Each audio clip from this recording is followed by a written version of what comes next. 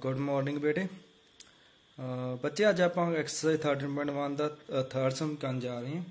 बेटा पहले समां दे विच आपां देखिया सीगा जिस तरह अपने कोल आ हुंदा सीगा कि 2 दी पावर 3 दी गई है तो आपां इहनूं एक्सपैंड करके लिखना हुंदा सी 2 मल्टी 2 मल्टी 2, ठीक है। पर इस केस दे विच की आपां नूं नंबर दिता गया वा, इहनूं आपां एक्सपैंडिड फॉर्म दे विच लिखांगे। फिर किस तरह लिखांगे वो तुहानूं मैं दसदा। सब तो पहले आप देखते हैं express the each of following numbers using exponential. आप करते हैं बेटा यदि प्राइम फैक्टराइजेशन करते हैं तो देखो इतने आप 512 लिख लेने, ठीक है। हम बेटा आप वेखना कि 512 किस टेबल से आता। मैं सब तो पहले देखदा कि 512 2 के टेबल से आता मेरे को, ठीक है, क्योंकि मगर 2 लगा। सो 2 के टेबल से 5 बेटा कितने आता 5 तो आता नहीं, 5 तो पहला 4 आता, वो कितने आता वा 2 ते 2 2 जा 4 1 कैरी कर गया, इतने क्या है 11। सो 5 का 10, सो इतने एक 1 कैरी कर जूगा 6, ठीक है। बेटा 2 के टेबल से 2 5 6 से कि आता 5 1 2। हम आप देखना कि 2 के टेबल से 2 5 6 कितने आता, फिर इतने लिखा 2 2 1 जा 2 2 2 जा 4 1 कैरी कर गया 8। यानी कि हम आप कह सकते हैं कि 2 के टेबल से 128 से 128 से की आता 256। हम वेखा 2 के टेबल से 128 कितने आता 2 6 जा 12, दैन 2 4 जा 8, ठीक है। दैन हम वेखते हैं 64 कितने आता 2 32 का, ठीक है। 2 के टेबल से 32 कितने होगा 2 16, ठीक है। 2 के टेबल से 16 कितने होगा बेटा 2 8 एंड 2 के टेबल से 8 कितने आएगा बेटा 2 4 एंड 2 के टेबल से 4 कितने आएगा 2 ते। हम आप बेटा 2 तो बाहर ताने क्योंकि सारे 2 ते आ गए, ठीक है। सो अपने को किन्ने 2 आए 1 2 3 4 5 6 7 8 9 एंड 10, ठीक है। सो बेटा अपने को क्या आ गया 10 टाइम 2 आ गया, सॉरी बेटा 9 टाइम होना लिखे 1 2 3 4 5 6 7 8 एंड 1 2 3 4 5 6 7 8 एंड 9। सो बेटा 2 कितनी एरिया है 9 टाइम, ठीक है। सो मैं किस तरह लिख सकता हाँ 512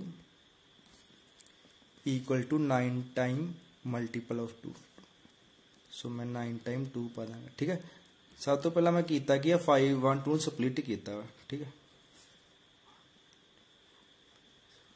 ठीक ठीक। हम बेटा इतने 2 9 टाइम, सो आप जो 2 ਨੂੰ 9 टाइम मल्टीप्लाई कर देंगे तो की आएगा मेरे को 512। इन्हें मैं इस तरह भी लिख सकता 2 9 टाइम आया, सो मैं इनू की लिख सकता 2 की पावर 9 भी लिख सकता।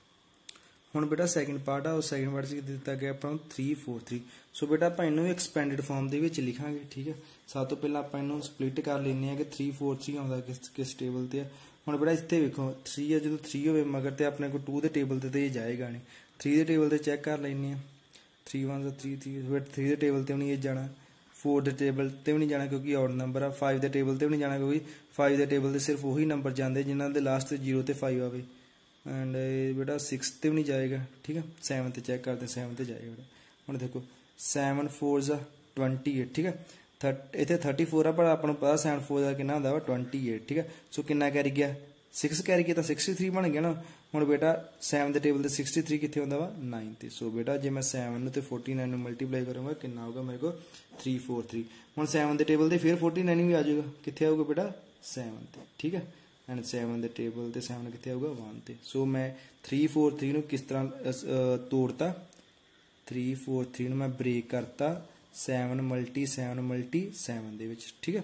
ਇਹਨੂੰ ਕਰਕੇ ਦੇਖ ਲਓ 7 ਨੂੰ 7 ਨਾਲ ਕਰੋਗੇ 49 49 ਨੂੰ ਫਿਰ 7 ਨਾਲ ਕਰੋਗੇ 343 ਬਣੇਗਾ, ठीक है। ਸੋ ਮੈਂ ਕੀ ਕੀਤਾ ਅਲਟੀਮੇਟਲੀ ਕੀ ਕੀਤਾ ਬੇਟਾ ਮੈਂ ਨੰਬਰ ਨੂੰ ਬ੍ਰੇਕ ਕੀਤਾ, ठीक है। ਸੋ ਹੁਣ ਮੈਨੂੰ ਇਤਾਂ ਲਿਖ ਸਕਦਾ 7 ਦੀ ਪਾਵਰ 3 ਲਿਖ, ठीक है। ਇਹ ਮੇਰਾ ਰਿਕੁਆਇਰਡ ਹੈ।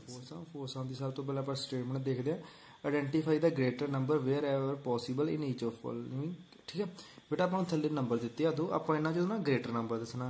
ਸਭ ਤੋਂ ਪਹਿਲਾਂ ਬੇਟਾ ਆਪਾਂ ਇਹਨੂੰ ਐਕਸਪੈਂਡ ਕਰਾਂਗੇ ਤੇ ਸੋਲਵ ਕਰਾਂਗੇ। ਜਿੱਦਾਂ ਹੁਣ ਇਹਦੇ ਵਿੱਚ ਦੋ ਨੰਬਰ ਦਿੱਤੇ 4 ਦੀ ਪਾਵਰ 3 ਐਂਡ 3 ਦੀ ਪਾਵਰ 4। ਸਭ ਤੋਂ ਪਹਿਲਾਂ ਆਪਾਂ 4 ਦੀ ਪਾਵਰ 3 ਨੂੰ ਸੋਲਵ ਕਰਦੇ ਹਾਂ। ਸੋ ਬੇਟਾ 4 ਦੀ ਪਾਵਰ 3 ਦਾ ਕੀ ਮਤਲਬ ਹੈ ਕਿ 4 3 ਟਾਈਮ ਮਲਟੀਪਲਾਈ ਹੁੰਦਾ ਪਿਆ, ਠੀਕ ਹੈ।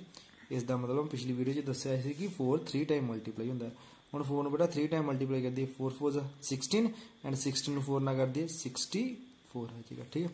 ਸੈਨ ਦੈਨ ਆਪਾਂ ਦੂਸਰੇ ਨੰਬਰ ਨੂੰ ਸੋਲਵ ਕਰਦੇ ਹਾਂ 3 ਦੀ ਪਾਵਰ 4 ਨੂੰ। ਇਸ ਦਾ ਕੀ ਮਤਲਬ ਬੇਟਾ ਜਿਹੜਾ 3 ਉਹ 4 ਟਾਈਮ ਮਲਟੀਪਲਾਈ ਹੁੰਦਾ ਹੈ, ਠੀਕ ਹੈ। ਜਿਹੜਾ ਉੱਪਰਲੀ ਪਾਵਰ ਹੁੰਦੀ ਆ ਉਹਨੇ ਟਾਈਮ ਹੀ ਆਪਾਂ ਥੱਲੇ ਵਾਲਾ ਬੇਸ ਨੰਬਰ ਲਿਖ ਦੇਣਾ ਹੁੰਦਾ, ਠੀਕ ਹੈ। 3 की है 3 दी पावर 4 का मतलब कि 3 4 टाइम मल्टी, इसका मतलब ये नहीं जी कि 3 4 ना मल्टीप्लाई होंगे, ये बिल्कुल गलत है जी। इसका मतलब क्या 3 नू 4 टाइम मल्टीप्लाई करना, यानी कि 3 नू 4 बार मल्टीप्लाई करना। हम करो बेटा 3 3 दा 9 एंड 9 3 जा 27 एंड देन 27 बेटा फिर 3 ना कर देंगे तो की आ जाएगा मेरे को 81। मल्टीप्लाई करके देख लो 3 3 दा 9 एंड 9 3 दा 27 बेटा फिर 3 ना कर लो वो क्या आ जाएगा 81। ठीक करना की है पहले इन्होंने दोवां नूं मल्टीप्लाई करना 9 आंसर आया ना, फिर जो आंसर आया उन्होंने इन्ना करना, फिर जो इन्हों का आंसर होगा उन्होंने थर्ड ना करना। ठीक है हुण तुसीं जानदे जे 64 ते 81 चों कौन ग्रेटर होंदा, 81 ग्रेटर देन ना, सो आपां लिखांगे 81 ग्रेटर दैन 64। हुण 81 बनया कितों सी बेटा देखो 3 दी पावर 4 तो ना, सो 3 दी पावर 4 ग्रेटर दैन आ जूगी मेरे तो 4 दी पावर 3 तो। ठीक है बेटा चल हुण बेटा आप करन जा रहे हैं सैकेंड पार्ट करन जा रहे हैं 4 सम दे। सो बेटा इहदे विच आपां दसना कि किहड़ा नंबर ग्रेटर है, 2 दी पावर 8 ग्रेटर है और 8 दी पावर 2 ग्रेटर है। सब तो पहले आप 2 दी पावर 8 नूं सॉल्व कर लेंगे।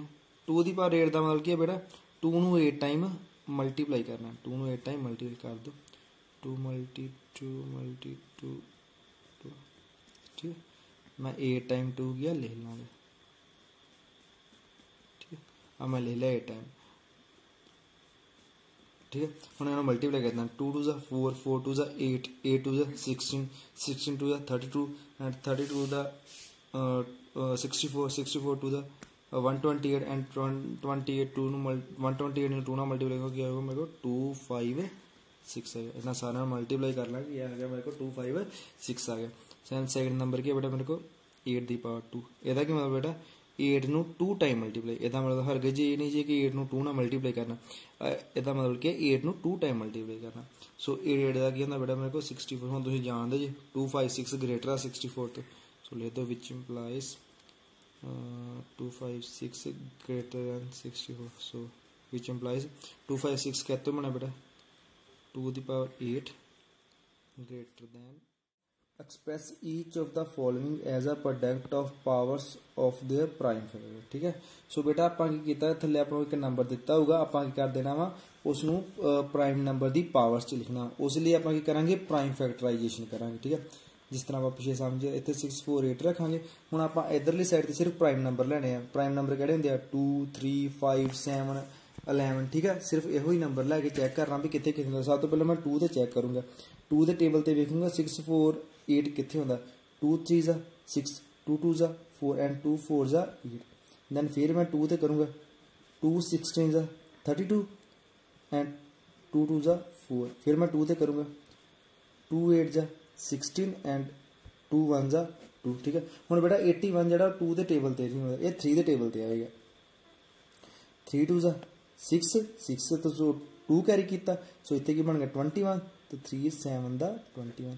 फिर 27 तुहानू पता 3 के टेबल से आता कितने होंगे 90, 3 के टेबल से 9 भी तुहानू पता कितने होंगे 3, दैन 3 के टेबल से 3 तो तुहानू पता ही है 1 से होंगे। ठीक है हम देखो 2 कितनी टाइम आया 1 2 3 2 3 टाइम आया एंड 3 कितने टाइम आया 1 2 3 4। सो मैं 6 4 8 में इस तरह भी लिख सकता ना, 6 4 8 में लिख सकता 2 मल्टी 2 मल्टी 2 आ जिन्ने भी नंबर आए सारे का मल्टीपल। ठीक है 3 मल्टी 3 मल्टी 3 मल्टी 3। हम इतने वेखो बेटा 2 कितने टाइम आ इतने जिन्ना इदा ही 3 टाइम इतने मैं ले लिया। आ सारे जो बाहर नंबर आए सारे मैं अगे लेते मल्टीप्लाई पा के अगे लेते 6 4 8 दे, क्योंकि मैं सारे मल्टीप्लाई करूँगा ना मेरे को फिर 6 4 8 ही होना। असल च मैं किया कि 6 4 8 ਨੂੰ ब्रेक किया मैं 6 4 8 ਨੂੰ ब्रेक किया। अगर मैं इन्होंने मल्टीप्लाई भी कर दाँगा तो 6 4 8 ही बनेगा। सो हम एक ही बन गया मेरे को 2 की पावर 3 एंड इतने बेटा 3 कितने टाइम है 4 टाइम, एक ही बन गया 3 की पावर 4 आ गया। सो ये सी अपना रिक्वायर्ड आंसर।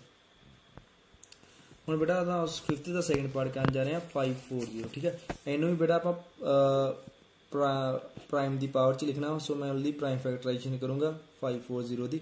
सब तो पहले ये भी 2 के टेबल से आऊगा, 2 के टेबल से देखना कितने होंगे 227 का कितना बेटा 54 ना, या इदा कर लो 2 2 ज़ा 4 सो 1 कैरी करके 14 बन गया तो 2 7 ज़ा 14। ठीक है आ 0 एज इट इज़ आ जाऊगा। ठीक है ये देखो 2 के टेबल से कितने होंगे बेटा 2 2 1 ज़ा 2 फिर 7 तो आता नहीं है 6 आता तो पिछले 2 3 का 6 1 कैरी करके 10 आ गया ना। उस तरह जिदा बेटा आप डिवाइड करते सो 10 कितने होता 2 के टेबल से 5 ਤੇ ठीक है। ਹੁਣ बेटा 5 आ गया ਜਿਹਦੇ ਮਗਰ 5 ਆ ਜਾਓ ਪੱਕੀ ਗੱਲ ਹੁੰਦੀ ਹੈ ਕਿਹੜੇ ਨੰਬਰ ਤੇ ਜਾਂਦਾ ਆਪਣੇ ਕੋ 5 ਤੇ ठीक है। ਆਪਾਂ ਦੇਖਾਂਗੇ 5 ਤੇ ਜਾਂ 3 ਤੇ ਵੀ ਚਲਾ ਜਾਏਗਾ ठीक है। ਸਭ ਤੋਂ ਪਹਿਲਾਂ ਆਪਾਂ 5 ਤੇ ਦੇਖ ਲੈਂਦੇ ਹਾਂ 5 2 10 ठीक है। ਇੱਥੇ ਆਪਾਂ 10 ਲਿਆ ਪਰ ਆਪਣੇ ਕੋ 30 ਨਹੀਂ ਸੋ 3 ਕੈਰੀ ਕਰ ਗਿਆ ਤੇ ਕਿੰਨਾ ਬਣ ਗਿਆ 35 5 7 35 27 बेटा अपने को आंदा 3 ਦੇ ਟੇਬਲ ਤੇ 3 9 ਐਂਡ 9 ਫਿਰ ਆਉਂਦਾ ਆਪਣੇ ਕੋ 3 ਦੇ ਟੇਬਲ ਤੇ ਐਂਡ 3 ਫਿਰ 1 ठीक है। ਸੋ ਆਪਾਂ ਜਿਸ ਤਰ੍ਹਾਂ ਵੀ 540 ਨੂੰ ਬ੍ਰੇਕ ਕੀਤਾ ਆਪਾਂ ਲੈ ਲੈਨੇ ਤੇ 540 ਇੱਥੇ ਲਿਖਣਾ ਨੀਚੇ बेटा 540 ਮੇਰੇ ਕੋ ਬ੍ਰੇਕ ਕਿੱਦਾਂ ਹੋਇਆ 2 ਕਿੰਨੀ ਵਾਰੀ ਆ 2 ਟਾਈਮ ਸੋ ਇੱਥੇ ਮੈਂ ਲਿਖੂਗਾ 2 × 2 3 कितनी बारी है 1 2 3 3 आया मेरे को 3 टाइम्स सो लिखूंगा 3 × 3 एंड 5 1 टाइम ठीक है। ਹੁਣ ਇਹਨਾਂ ਨੂੰ ਜੇ ਮੈਂ ਮਲਟੀਪਲਾਈ ਕਰ ਲਾਂਗਾ ਨਾ ਦੁਬਾਰਾ ਮੇਰੇ ਕੋ 540 ਹੀ ਬਣੇਗਾ।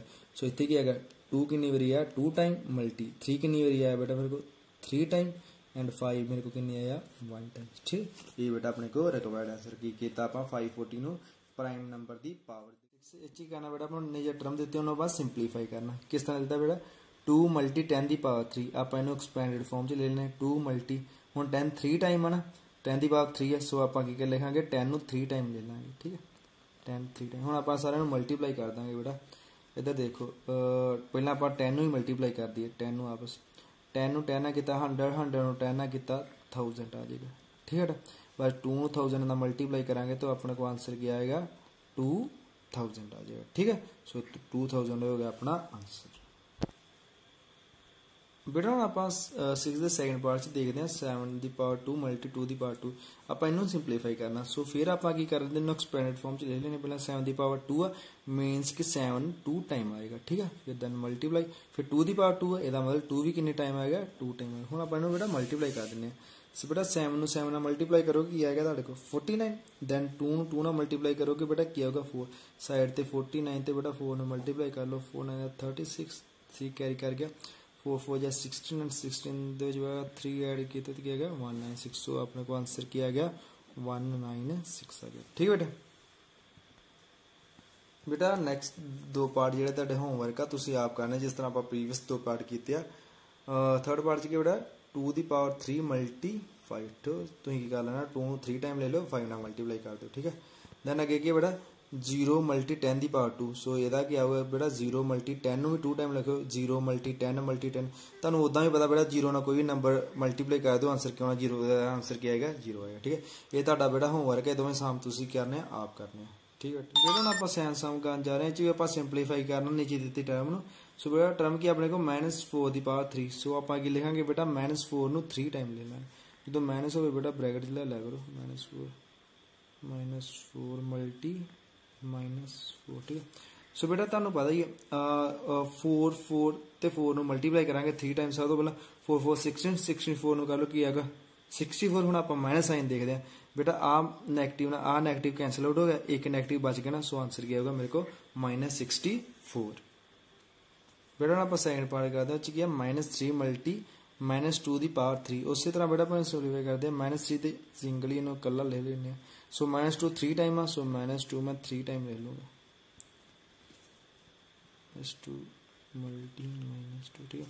हम बेटा सब तो पहले आप मल्टीप्लाई कर लेने 3 2 6 6 2 है 12 12 2 है 24 आंसर क्या 24। हम बस साइन देखना आ नेगेटिव ना आ नेगेटिव कैंसिल आ नेगेटिव ना आ सो सारे नेगेटिव कैंसिल आउट हो गए सो आंसर किया गया मेरे को 24 ठीक है बेटा।